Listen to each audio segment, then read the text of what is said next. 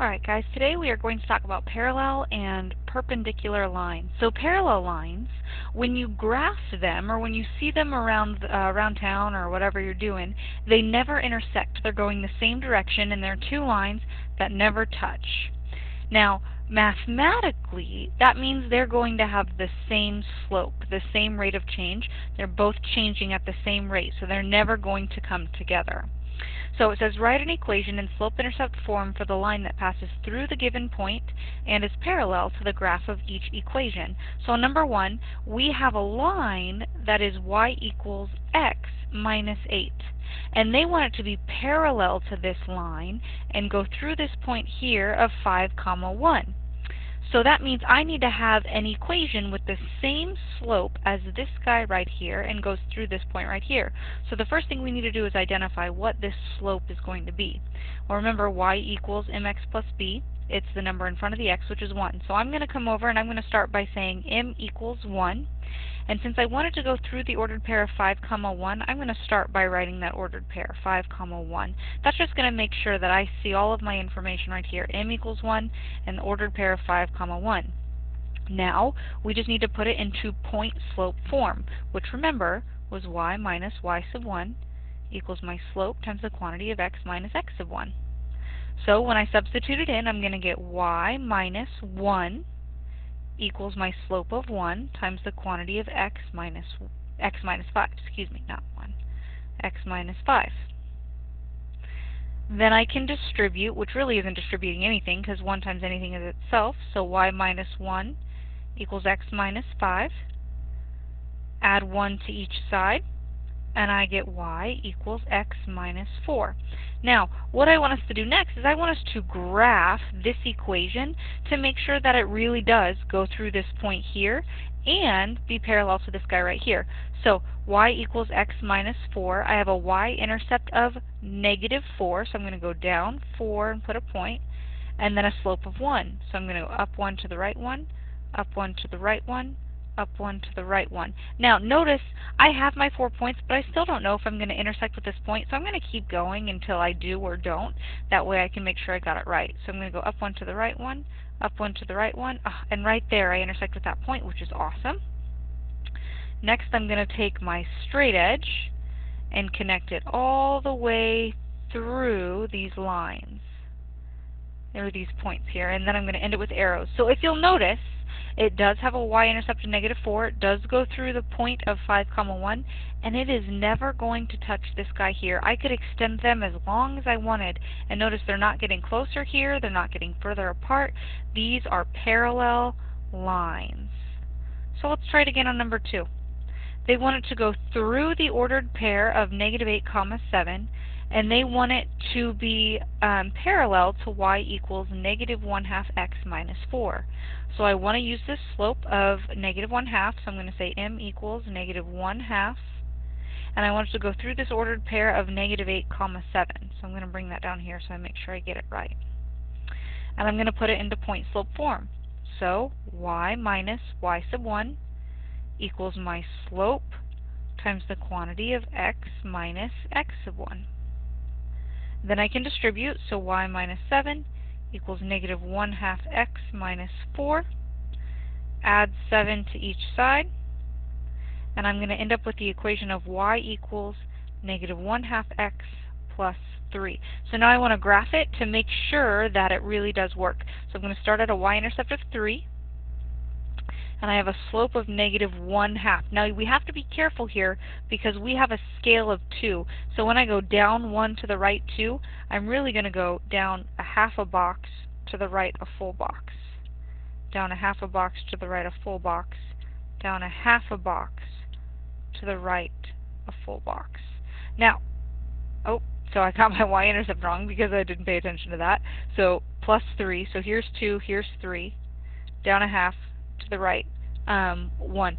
Now check this out. I'm going away from the dot, so that's not helping me. So I want to go the other way. Up half to the right 1, up half to the right 1, up left. Wow, I'm just struggling today. Up half to the left 1, and there I intersect with my dot, and I can connect it with a straight edge all the way through. and end it with arrows. And now notice we do go through the point that they wanted us to, which is awesome. And when we extend our line, it goes all the way through, and it does not ever touch this line, which is fantastic. Alright, we're going to skip number 3 and we're going to go down to number 4. Now they're not giving us a graph. They're just giving us a point and an equation that we want it to be parallel to. So no big deal. We have y equals 4x minus 2. I want it to be parallel to this guy, so it needs to have the same slope. So this guy has a slope of 4. So I'm going to start by writing that down here. M equals 4. Now I use this point and this slope to put it in point-slope form. So y minus y sub 1 equals my slope times the quantity of x minus x sub 1. Distribute.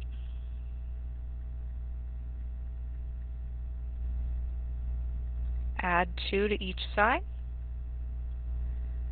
And we get y equals 4x plus 10.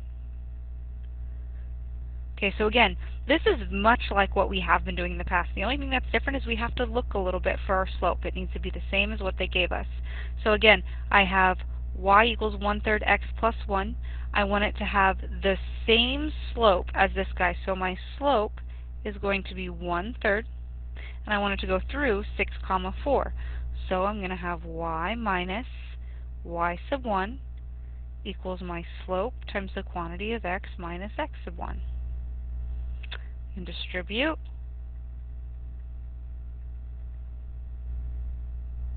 Add 4 to each side.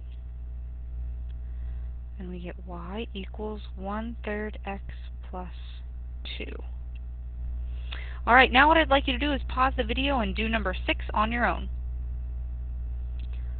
Hopefully you saw that you needed the slope of -2. And when you use this point here, you get y plus 2 equals -2 times the quantity of x minus 4.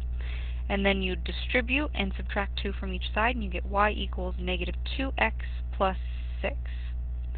Alright, again, I'd like you to pause the video and do number 7 on your own. So we have a slope of -3, and when we use this point, we get y minus 4 equals -3 times the quantity of x plus 2. Distribute that -3 through and add 4 to each side, and we get y equals -3x minus 2. Now in number 8, I want to have the same slope as this equation, but if you notice, this equation is not in slope-intercept form. I cannot identify what my slope is until this is in the form of y equals mx plus b. Now right now, I need to get the y all by itself. So before I can find my slope, I need to subtract 3x from each side. And I'm going to get y equals -3x plus 12. So now that I have this equation in slope-intercept form, I can pick out my slope and write my equation. So m is going to equal -3, and I'm going to use the point of -1, 6. So y minus 6 equals -3 times the quantity of x plus 1. We can distribute that -3 through, and we get y minus 6 equals -3x minus 3. Add 6 to each side, and our final equation is y equals -3x plus 3. Let's try it again on number 9. Again, this is not in slope-intercept form, so I need to solve for y before I can find my slope. So I'm going to subtract x from each side, and I'm going to be left with 2y equals -x plus 5. Then I need to divide each term by 2, and I'm going to be left with y equals -1/2 x plus 5/2. So again, I have it in slope-intercept form. Now I need to find my slope, which is going to be -1/2, and I need to use this point to put it into point-slope form. So y plus 6 equals -1/2 times the quantity of x minus 4. We can distribute and get y plus 6 equals -1/2 x plus 2. Subtract 6 from each side, and we're going to get y equals -1/2 x minus 4. Alright, now on the back side, we're going to now start talking about perpendicular lines. Now perpendicular lines do intersect. But what makes them perpendicular is that they intersect in a very special way. They have to intersect at exactly 90 degrees. Now, a 90-degree intersection kind of looks like a T, like a cross in the road that you would see like when the wall meets the floor or the corner of a door or something like that. Now, when you're dealing with perpendicular lines, their slopes are going to be opposite reciprocals. And here's what that means. When you see the word opposite, that means you change the sign. So if it was negative, it becomes a positive. If it's a positive, it becomes a negative. Reciprocal means we need to flip it. So if it's like 1 over 2, we flip it to 2 over 1. So let's put it into practice here. So on number 10, I want an equation that's perpendicular to this line through this point. Now, they gave me the equation of y equals x minus 8, but the slope is 1. Now, I want the opposite reciprocal of 1. So if I'm talking about 1, the opposite of that is going to be a negative, and the reciprocal, because right now this is just 1 over 1, the reciprocal would be a 1 over 1, which is still 1. So the opposite reciprocal of 1 is just negative 1. Now here's what we do. Instead of writing m equals, I want to show that this is really the perpendicular slope. And there's a shorthand, there's an abbreviation for perpendicular, and it looks like an upside down capital T. That's the symbol to represent perpendicular.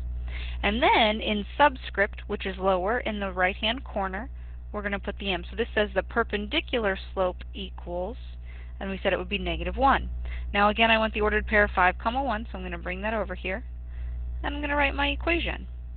Y minus y sub 1 equals negative 1 times the quantity of x minus x sub 1.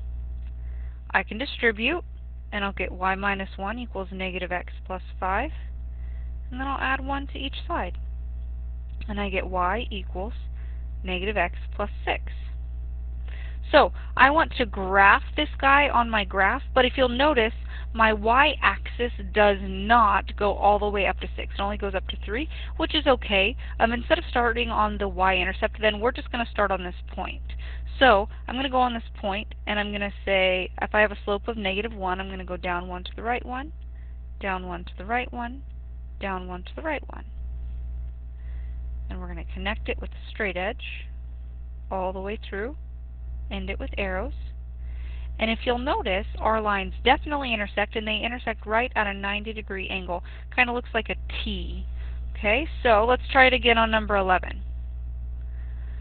On number 11, I have the equation of 4x minus 3y equals negative 12, and it wants to go through the point of negative 3, comma 3.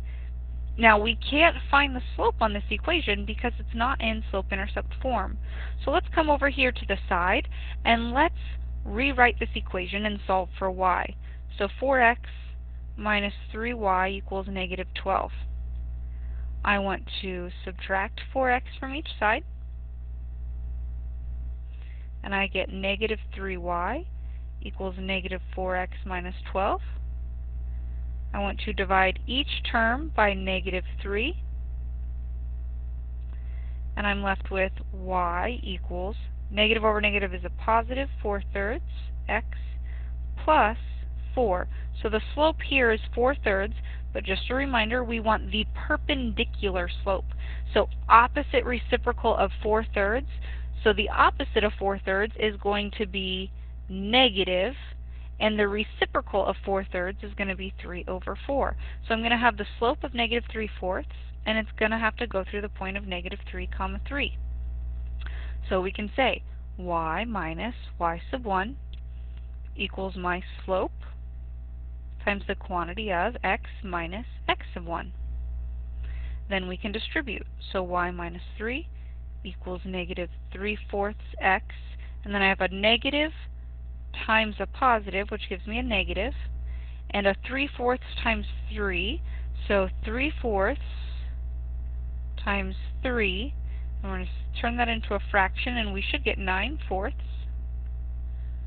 So minus 9/4. Then we can add 3 to each side, and we're going to be left with y equals negative 3/4 x, and I want negative 9/4 plus 3. So negative 9/4 plus 3, turn it into a fraction, and we get a positive 3/4. So plus 3/4. Now, to graph that again, we can't start at a y-intercept of 3/4. We just don't know where that is. So we're going to start at this ordered pair here, the negative 3, 3, and we're going to go with my slope of down 3 to the right 4. Down 3 to the right 4. Connect it with a straight edge. And again, notice it definitely intersects with my line, and it intersects at a nice 90-degree angle. Okay, let's try it now without graphs. So, number 12, it goes through the ordered pair of 4, 2, and it needs to be perpendicular to this guy here. So if my slope is 1/2, my perpendicular slope will be the opposite, so negative, reciprocal, 2/1, so negative 2 through 4, 2. So y minus y sub 1 equals my slope times the quantity of x minus x sub 1. We distribute. We can add 2 to each side, and we'll get y equals negative 2x plus 10. Let's try it again on number 13. So again, I want the perpendicular slope, and the opposite means we'll have a positive. Reciprocal means we'll have 3/2, and it needs to go through the ordered pair of 2, negative 3. So y plus 3 equals 3/2 times the quantity of x minus 2. We can distribute. And then 3/2 times negative 2 is going to be a negative. 2 goes into 2 one time, times 3 is 3. Subtract 3 from each side. And y equals 3/2 x minus 6. On number 14, again it's in slope-intercept form, so we can easily identify my slope of 7, but my perpendicular slope is going to have to be the opposite, so negative, reciprocal. So now it's 7/1, my reciprocal is going to be 1/7. So I'll have y minus 4 equals negative 1/7 times the quantity of x minus 6. I'll distribute, so y minus 4 equals negative 1/7 x. Now a negative times a negative is a positive. 1/7 times 6 is 6/7. Double check in our calculator. Plus 6/7. Add 4 to each side. And I want 4 plus 6/7. Make it a fraction. And we get, oh, not this one. Let's try that again. I want 4 plus 6/7. I will get 34/7. So y equals negative 1/7 x plus 34/7. Alright, go ahead and pause the video and do number 15 on your own. Okay, the opposite reciprocal of negative 1 gives me a slope of positive 1, going through the point negative 8, negative 7, and I get y equals x plus 1. Let's try it again on number 16, but again, be careful, this is not in slope-intercept form.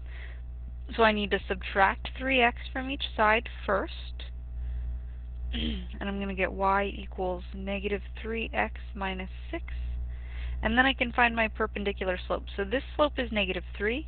My perpendicular slope is going to be a positive 1/3.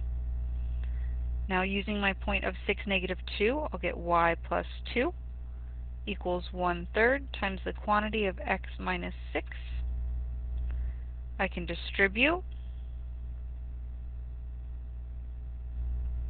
subtract 2 from each side, and we get y equals 1/3 x minus 4. On number 17, again, we need to solve for y before we can identify the slope. So subtract 5x from each side, and we're left with negative 2y equals negative 5x plus 6. Divide each term by negative 2, And we're left with y equals 5 halves x minus 3. So my perpendicular slope, so the opposite reciprocal of 5 over 2, is going to be a negative 2 over 5. And I can use my point here, so y plus 1 equals negative 2/5 times the quantity of x plus 5. Distribute, and y plus 1 is going to equal negative 2/5 x. A negative times a positive is a negative. 2/5 times 5 is 2, minus 1 from each side. And we're left with y equals negative 2/5 x minus 3. Okay, finally, they're giving us two equations, and they want us to determine if the graphs of the equations are parallel, perpendicular, or neither. And the key word here is explain. So on number 18, I get y equals 2x plus 3.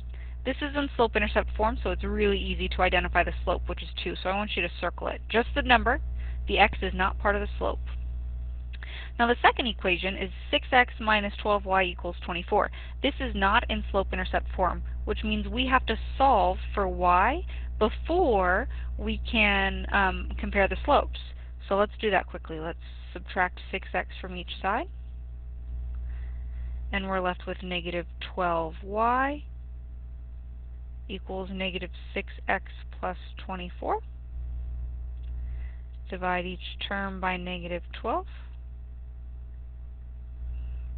And we're left with y equals 1/2 x minus 2. And then we want to circle the slope. The slope here is 1/2. So remember, to be the same, or excuse me, to be parallel, their slopes have to be the same. To be perpendicular, the slopes have to be opposite reciprocals. So if we look at these two guys, 2 and 1/2, they are definitely not the same, so they're not parallel lines. Now, 2 and 1/2 are reciprocals, but they are not opposite, so they're not perpendicular either. That means these two lines are neither. Now, remember, it tells us to explain, and the key word when explaining is the word slopes. You have to use the word slopes in these explanations, otherwise I have no idea what you're talking about. So we just need to say that the slopes are not the same, so they can't be parallel, nor, which is like a fancy word for or, opposite reciprocals. So when you're writing these equations, or these explanations, you need to make sure you're talking about the slopes, so that key word is slopes, and then you need to explain that they're not the same, nor are they opposite reciprocals. Now on number 20, first one we have is 2x plus y. I'm skipping 19. 2x plus y equals negative 7. Let's solve for y. We can subtract 2x from each side. And we're left with y equals negative 2x minus 7. Now that it's in slope-intercept form, we can circle our slope. Then here, we need to subtract x from each side. And we're left with negative 2y equals negative x minus 4. Divide each term by negative 2. And we're left with y equals, negative over negative is a positive, 1/2 x plus 2. And circle our slope of 1/2. So if we compare the two slopes, negative 2 and 1/2, these are not the same, so they can't be parallel. They are opposites because one's positive, one's negative, and 2 and 1/2 are reciprocals. So these two slopes are opposite reciprocals, which means that the lines are perpendicular. So we say perpendicular and spell it out. And the reason is we just need to say opposite reciprocal slopes. Keyword is slopes. Need to know, are you talking about slopes, y-intercepts? The slopes are opposite reciprocals. Number 21, what I want you to do is pause the video and put both of these equations into slope-intercept form. Then we can come back and find the slopes. Okay, on the first one, when we solve, we get y equals 3x minus 7 halves. So my slope is 3. Then on the second one, we divide each term by 3, and I get a slope of 3. Now this one's pretty easy to identify. These slopes right here are the same, so these two lines are parallel. And the reason is that they have the same slopes.